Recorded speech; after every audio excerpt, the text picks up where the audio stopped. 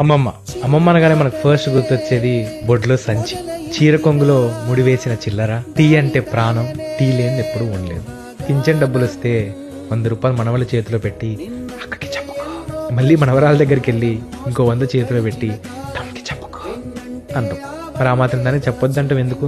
ఎందుకంటే అమ్మమ్మ నలిసిన జుట్టు, అమాయకమైన నవ్వు, మనసు నిండా ప్రేమతో ఉన్న కళ్ళు, బంధువులందరినీ చూడగానే వెలిగిపోయే ముఖం. అమ్మమ్మ అమ్మమ్మ అమ్మమ్మ అనగానే మనకు ఫస్ట్ గుర్తొచ్చేది బొడ్లో సంచి, చీర కొంగులో ముడివేసిన చిల్లర, టీ అంటే ప్రాణం, టీ లేనిది ఎప్పుడు ఉండలేదు.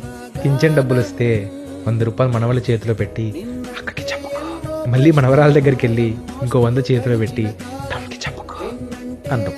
మరి ఆ మాత్రం దాన్ని చెప్పొద్దంటాం ఎందుకు?